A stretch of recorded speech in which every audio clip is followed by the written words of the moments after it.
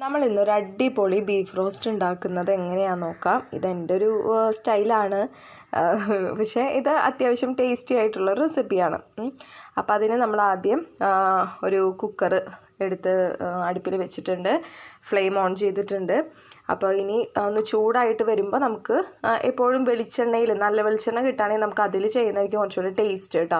അപ്പോൾ നല്ല വെളിച്ചെണ്ണ ഒഴിച്ച് കൊടുത്തിട്ട് നമുക്കതിൽ എന്ത് ചെയ്യാം, നമുക്ക് ഈ ബീഫ് റോസ്റ്റ് നമുക്ക് ഉണ്ടാക്കിയെടുക്കാം. അപ്പോൾ അതിന് കുക്കർ ചൂടായി വരുന്നുണ്ട്. നന്നായിട്ട് അതിൽ വെള്ളമൊക്കെ വറ്റിയതിന് ശേഷം നമുക്ക് വെളിച്ചെണ്ണ ഒഴിച്ചു കൊടുക്കാം. കുക്കർ നന്നായിട്ട് ചൂടായിട്ട് വന്നിട്ടുണ്ട് കേട്ടോ. ഇനി നമുക്കതിലേക്ക് നല്ല വെളിച്ചെണ്ണ ഒഴിച്ചു കൊടുക്കാം. അവരവർക്ക് പാകത്തിനനുസരിച്ചുള്ള വെളിച്ചെണ്ണ ഒഴിച്ചു കൊടുക്കുക. എനിക്കങ്ങനെ ടേബിൾ സ്പൂൺ കണക്കൊന്നുമില്ല,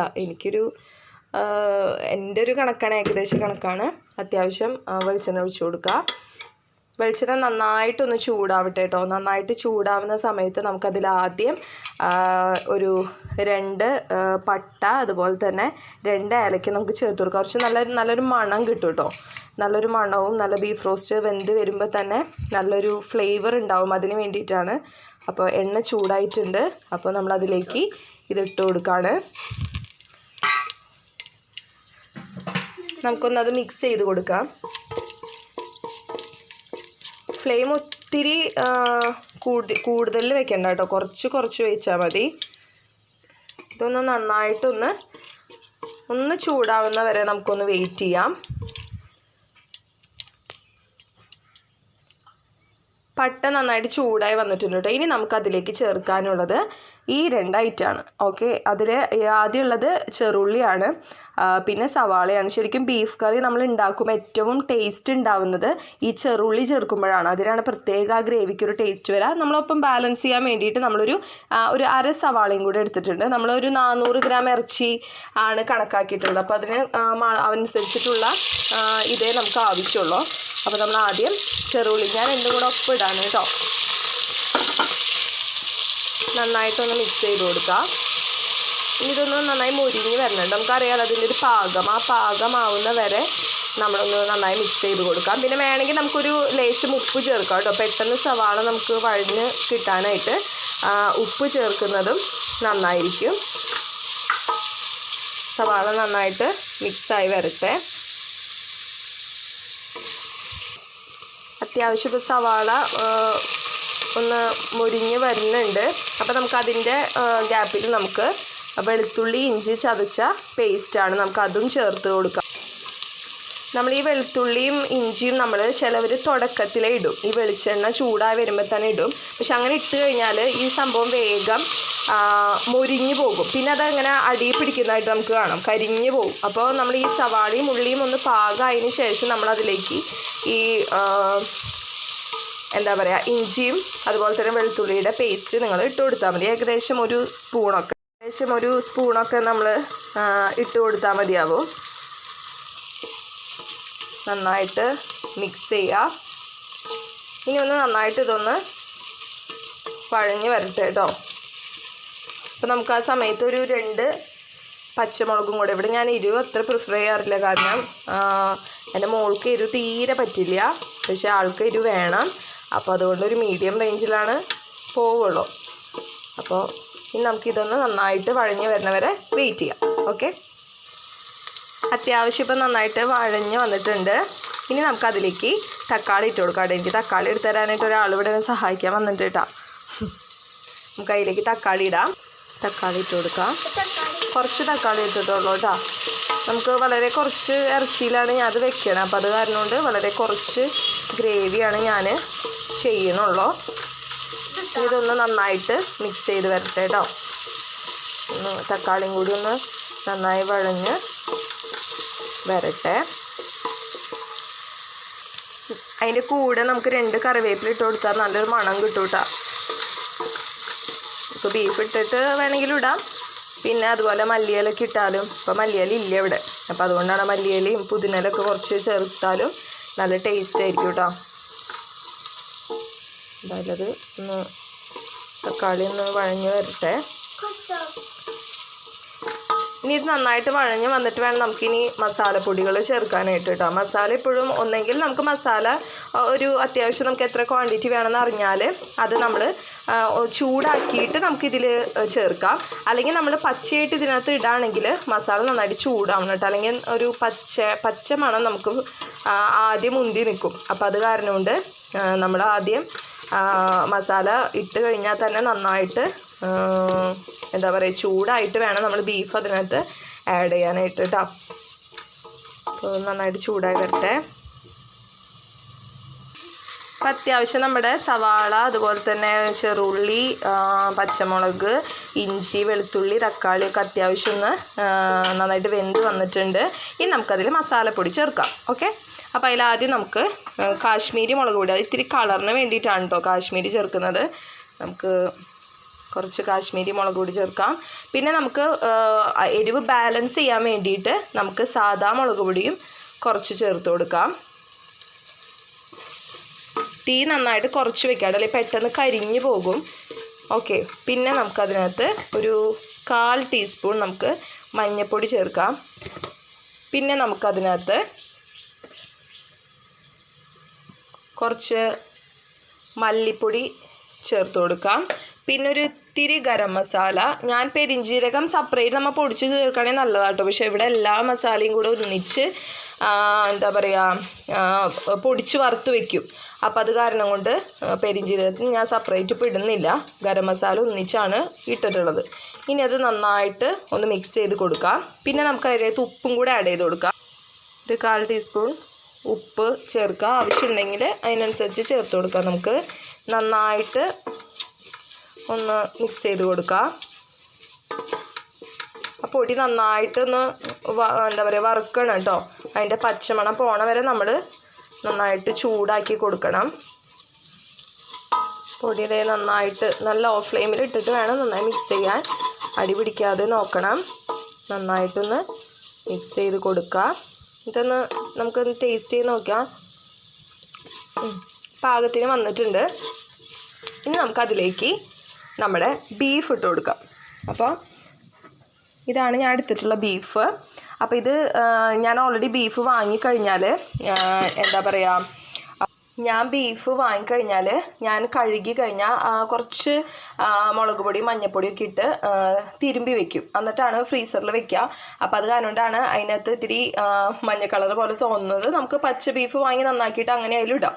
അപ്പോൾ അത്യാവശ്യം നമ്മൾ കഴുകി അല്ലെങ്കിൽ ഫ്രിഡ്ജിൽ നിന്നൊക്കെ പുറത്തെടുത്ത് വെക്കുമ്പോൾ സാധാരണ നല്ലോണം വെള്ളം ഉണ്ടാവും ഇതിൽ. അപ്പോൾ നമ്മൾ വെള്ളം നോക്കി വേണം നമ്മൾ ഒഴിക്കാനായിട്ട്. ഇത്രയും ബീഫ് ഞാൻ എടുത്തിട്ടുള്ളൂ കേട്ടോ. അപ്പോൾ നമുക്കിനി അത് നമുക്ക് കുക്കറിലേക്ക് ഇട്ട് കൊടുക്കാം.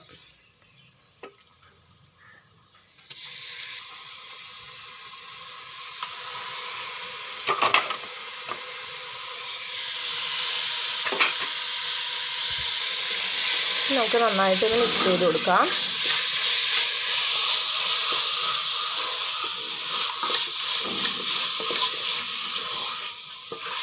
ഒരുപാട് ഗ്രേവി എപ്പോഴും പാടില്ല ബീഫ് വയ്ക്കുമ്പോൾ. നമ്മൾ അത്യാവശ്യം ഒരു മീഡിയം ലെവലിൽ ഗ്രേവി നമ്മൾ എടുക്കാനേ പാടുള്ളൂ.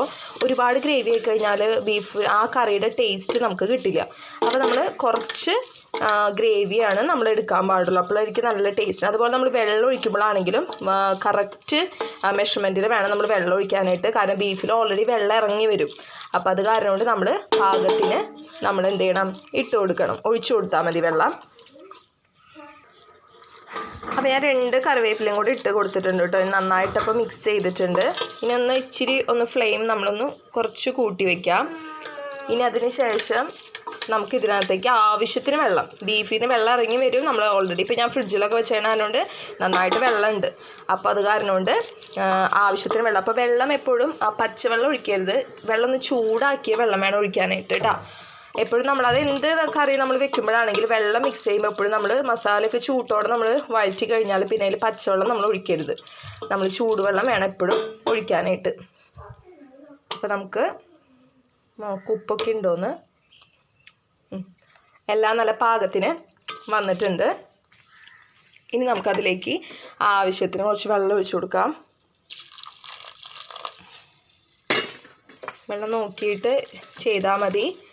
ഓരോരുത്തരുടെ കുക്കറിന് അവരവരുടേതായിട്ടുള്ള വേവ് ഉണ്ടാവും. ഇപ്പം ഞാനെടുത്തേക്കുന്ന ഈ വലിയ കുക്കറിന് വെച്ചാൽ വീഡിയോ എടുക്കുമ്പോൾ കാണാനുള്ള എളുപ്പത്തിനും കൂടിയാണ്. ശരിക്കും ചെറിയ കുക്കറിൽ എടുത്താൽ മതി. അപ്പോൾ നമ്മൾ ആവശ്യത്തിനൊരു കുഴമ്പ് പരുവത്തിൽ നമുക്ക് കിട്ടണത്. അപ്പോൾ അതിന് ആവശ്യമുള്ള വെള്ളം ഒഴിച്ചു കൊടുത്താൽ മതി. പിന്നെ എൻ്റെ ഇത് നല്ല എയറുള്ള എന്താ പറയുക വിസിൽ വന്ന 1, 2, 3 വിസിലിൽ തന്നെ വെന്ത് കിട്ടും. അങ്ങനത്തെ കുക്കറാണ് എൻ്റെ. അപ്പോൾ അത് കാരണം കൊണ്ട് ഓരോരുത്തർക്കും ഓരോ തരമാണ് കുക്കർ. ചിലർക്ക് 7 മുതൽ 8 വിസിൽ വരെയൊക്കെ വരണം, ചിലർക്ക് അത്രയും വേണ്ട.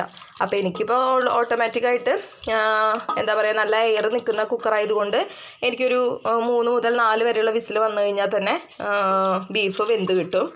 അപ്പോൾ നമുക്കിനി ബീഫ് വേവിക്കാം. അപ്പോൾ ഈ കുക്കർ നമുക്ക് അടച്ച് ബീഫ് വേവിക്കാം കേട്ടോ. അപ്പോൾ കുക്കർ അടച്ചിട്ടുണ്ട്. അപ്പോൾ ഇനി നമുക്ക് വിസിൽ വരുന്നവരൊന്ന് വെയിറ്റ് ചെയ്യാം. അപ്പോൾ ആദ്യത്തെ 1-2 വിസിൽ കഴിഞ്ഞാൽ ഒന്ന് ലോ ഫ്ലെയിമിൽ ഇട്ടിട്ട് നമുക്കൊരു 2-3 വിസിലും കൂടെ വന്നിട്ട് ഓഫ് ചെയ്യാം. അപ്പോഴത്തേനും ബീഫ് വെന്ത് കിട്ടും. പിന്നെ വിസിൽ വന്നു കഴിഞ്ഞ് ഗ്യാസ് ഓഫ് ചെയ്ത് കഴിഞ്ഞാൽ പെട്ടെന്ന് നമ്മൾ വിസിൽ കളയാൻ പാടില്ല കേട്ടോ. ഫുള്ള് വിസിൽ പോയി നന്നായിട്ട് ബീഫ് വെന്ത് വരണം. എന്നിട്ട് നമുക്ക് ബാക്കിയുള്ള സ്റ്റെപ്പ് കാണാം. ഫ്ലെയിം ഫുള്ളായിട്ട് ഓഫ് ചെയ്തിട്ടുണ്ട്. നമ്മുടെ 7 വിസിൽ വന്നിട്ടുണ്ട്. ഇനി നമുക്ക് ഫുൾ എയർ ഒട്ടും കളയരുത് കേട്ടോ. ഫുൾ എയർ പോയതിന് ശേഷം നമുക്ക് തുറന്ന് നോക്കാം. അപ്പം ഇപ്പം കുക്കറിൻ്റെ വിസിലൊക്കെ പോയിട്ടുണ്ട്. നമുക്കിനി തുറന്ന് നോക്കാം എന്തായി നമുക്ക് നോക്കാം. ഓക്കെ, അത്യാവശ്യം ഈ ഒരു കുഴമ്പ് പരുവത്തിൽ വേണം. ഒരുപാട് ലൂസാവാനും വെള്ളം പോലെ ഇരിക്കാനും പാടില്ല. എന്നാൽ ഈ ഒരു കുഴമ്പ് പരുവത്തിൽ വേണം നമുക്ക് കിട്ടാനായിട്ട്. എന്നാലാണ് നമ്മുടെ ബീഫിന് നല്ല ടേസ്റ്റ് ഉണ്ടാവുള്ളൂ കേട്ടോ. ഇനി നമുക്ക് ലാസ്റ്റത്തെ ഒരു മിനുക്ക് പണിയും കൂടി ഉണ്ട്. നമുക്കൊരു പാത്രം ഒന്ന് ചൂടാക്കാൻ വെക്കാം. അത് ചൂടായതിന് ശേഷം നമുക്കതിനകത്ത് കുറച്ച് വെളിച്ചെണ്ണ ഒഴിച്ചു കൊടുത്തിട്ട് ഒരാളെ നമുക്കൊന്ന് മുരിയിച്ചെടുക്കാനുണ്ട്. അതും കൂടെ കഴിഞ്ഞാൽ നമ്മുടെ ബീഫ് റോസ്റ്റ് റെഡി ആയിട്ടോ. അല്പം വെളിച്ചെണ്ണ ഒഴിച്ചു കൊടുക്കാം നമുക്ക്. വെളിച്ചെണ്ണ ഒന്ന് ചൂടായി വന്നതിന് ശേഷം നമുക്ക് ഒരാളെ ഇട്ട് കൊടുക്കാം. സത്യം പറഞ്ഞാൽ ഈ സംഭവം എനിക്ക് ഒട്ടും ഇഷ്ടമില്ലാത്തൊരു സാധനമാണ്. അതൊരു പായസത്തിൽ കണ്ടാലും പിന്നെ ഇതുപോലുള്ള ബീഫ് റോസ്റ്റിൽ കണ്ടാലും ഞാനത് പറക്കി കളയും. പക്ഷേ ഇത് ഒരു മുരിച്ച് അതിലും കൂടെ ബീഫ് റോസ്റ്റ് ചെയ്തെടുക്കുന്ന ഒരു ടേസ്റ്റ് വേറെ തന്നെയാണ്. അപ്പോൾ അതിലേക്ക് നമുക്ക് ഈ ഒരു ഐറ്റം അല്ലേ, നമ്മൾ നാളികേരക്കുത്ത് വളരെ കുറച്ച് ഞാൻ എടുത്തിട്ടുള്ളൂ കേട്ടോ. അത് കുറച്ച് ബീഫല്ലേ ഉള്ളൂ. അപ്പോൾ അത് കാരണം കൊണ്ട് കുറച്ച് ഞാൻ എടുത്തിട്ടുള്ളൂ. നമുക്ക് ആദ്യം അതിനൊന്ന് ജസ്റ്റ് ഒന്ന് നമുക്കൊന്ന് ഒരുപാട് അങ്ങോട്ട് ഇതാവണ്ട, എന്നാലും ജസ്റ്റ് ഒന്ന് പൊരിച്ചെടുക്കാം.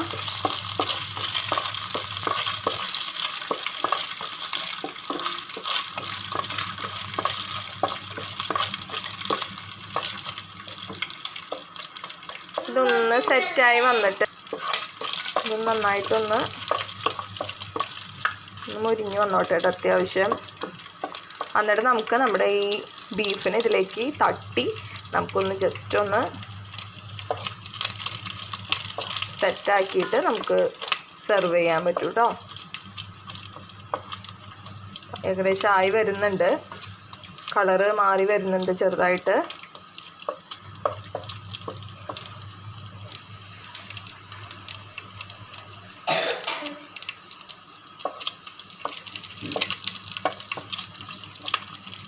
അതൊന്ന് സെറ്റായി വരുന്നുണ്ട്. അതിന് ശേഷം നമ്മൾ നമ്മുടെ കുക്കറിൽ വേവിച്ച് വെച്ചേക്കുന്ന ബീഫ് നമുക്ക് ഇതിലേക്ക് തട്ടാം.